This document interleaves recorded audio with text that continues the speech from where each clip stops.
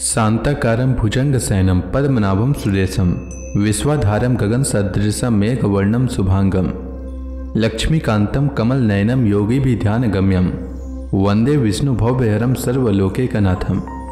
मंगलम भगवान विष्णु मंगलम गरुड़ध्वज मंगलम पुंडरीकाक्ष मंगलाय तनोहरि। ओम नमो भगवते वासुदेवाय। आज का दिन आप सभी के लिए मंगलमय हो। आइए सुनते हैं वैशाख मास कथा का 25वां अध्याय। नारद जी ने कहा, युधिष्ठिर, प्रहलाद बचपन में ही खेल कूद छोड़कर भगवान के ध्यान में जड़वत तन्मय हो जाया करते हैं। भगवान श्री कृष्ण के अनुग्रह रूप ग्रह ने उनके हृदय को इस प्रकार खींच लिया था कि उन्हें जगत की कुछ सुध बुध ही नहीं रहती। उन्हें ऐसा जान पड़ता कि भगवान मुझे अपनी गोद में लेकर आलिंगन कर रहे हैं, इसलिए उन्हें सोते बैठते, खाते पीते, चलते फिरते और बातचीत करते समय भी इन बातों का ध्यान बिल्कुल न रहता। कभी कभी भगवान मुझे छोड़कर चले गए, इस भावना में उनका हृदय इतना डूब जाता कि वे जोर जोर से रोने लगते। कभी कभी मन ही मन उन्हें अपने सामने पाकर आनंदोद्रेक से ठठा कर हंसने लगते। कभी उनके ध्यान के मधुर आनंद का अनुभव करके जोर से गाने लगते। वे कभी उत्सुक हो बेसुरा चिल्ला पड़ते, कभी कभी लोक लज्जा का त्याग करके प्रेम में छक कर नाचने भी लगते थे।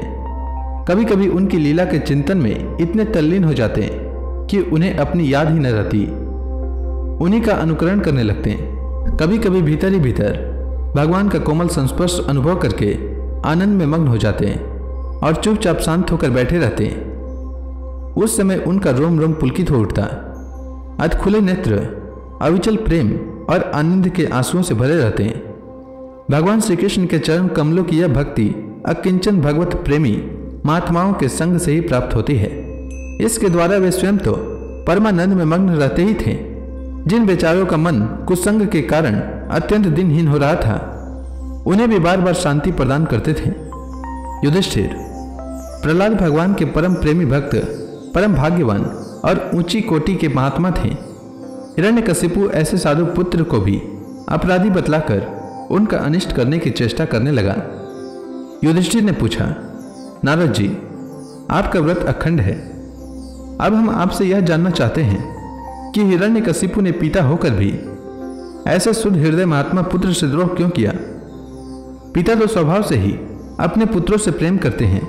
यदि पुत्र कोई उल्टा काम करता है तो वे उसे शिक्षा देने के लिए ही डांटते हैं, शत्रु की तरह वैर विरोध तो नहीं करते। फिर प्रहलाद जी जैसे अनुकूल, शुद्ध हृदय एवं गुरुजनों में भगवत भाव करने वाले पुत्रों से भला कोई द्वेष कर ही कैसे सकता है। नारद जी, आप सब कुछ जानते हैं। हमें यह जानकर बड़ा कौतूहल हो रहा है कि पिता ने द्वेष के कारण पुत्र को मार डालना चाहा। आप कृपा करके मेरा यह कौतूहल शांत कीजिए। नारद जी कहते हैं, युधिष्ठिर, दैत्यों ने भगवान शुक्राचार्य जी को अपना पुरोहित बनाया था। उनके दो पुत्र थे, चंड और अमर्क। वे दोनों राजमहल के पास ही रहकर हिरण्यकशिपु के द्वारा भेजे हुए नीति निपुण बालक प्रहलाद को और दूसरे पढ़ने योग्य दैत्य बालकों को राजनीति, अर्थनीति आदि पढ़ाया करते थे। प्रहलाद गुरु जी का पढ़ाया हुआ पाठ सुन लेते थे और उसे ज्यों का त्यों उन्हें सुना भी दिया करते थे, किंतु वे उसे मन से अच्छा नहीं समझते थे, क्योंकि उस पाठ का मूल आधार था अपने और पराये का झूठा आग्रह। युधिष्ठिर, एक दिन हिरण्यकशिपु ने अपने पुत्र प्रहलाद को बड़े प्रेम से गोद में लेकर पूछा, बेटा बताओ तो सही, तुम्हें कौन सी बात अच्छी नहीं लगती है। प्रहलाद जी ने कहा, पिताजी, संसार के प्राणी मैं और मेरे के झूठे आग्रह में पड़कर सदा ही अत्यंत उद्विग्न रहते हैं। ऐसे प्राणियों के लिए मैं यही ठीक समझता हूं कि वे अपने अधःपतन के मूल कारण घास से ढके हुए अंधेरे कुएं के समान इस घर को छोड़कर वन में चले जाएं और भगवान श्रीहरि की शरण ग्रहण करें। नारद जी कहते हैं, प्रहलाद जी के मुंह से शत्रु पक्ष की प्रशंसा से भरी हुई बात सुनकर हिरण्यकशिपु ठठहा कर हंस पड़ा। उसने कहा, दूसरों के बहकाने से बच्चों की बुद्धि यूं ही बिगड़ जाया करती है। जान पड़ता है गुरु जी के घर पर विष्णु के पक्षपाती कुछ ब्राह्मण वेश बदल कर रहते हैं। बालक की भली भांति देख रेख की जाए, जिससे अब इसकी बुद्धि बहकने न पाए। जब दैत्यों ने प्रहलाद को गुरु जी के घर पहुंचा दिया, तब पुरोहितों ने उनको बहुत पुचकार कर और फुसलाकर बड़ी मधुर वाणी से पूछा, बेटा प्रहलाद, तुम्हारा कल्याण हो, ठीक ठीक बतलाना। देखो झूठ न बोलना, यह तुम्हारी बुद्धि उल्टी कैसे हो गई? और किसी बालक की बुद्धि तो ऐसी नहीं हुई। कुलनंदन प्रहलाद, बताओ तो बेटा, हम तुम्हारे गुरुजन यह जानना चाहते हैं कि तुम्हारी बुद्धि स्वयं ऐसी हो गई या किसी ने सचमुच तुमको बहका दिया है? प्रहलाद जी ने कहा, जिन मनुष्यों की बुद्धि मोह से ग्रस्त हो रही है उन्हीं को भगवान की माया से यह झूठा दुराग्रह होता देखा गया है कि यह अपना है और यह पराया। उन मायापति भगवान को मैं नमस्कार करता हूँ। वे भगवान ही जब कृपा करते हैं तब मनुष्यों की पार्श्विक बुद्धि नष्ट होती है।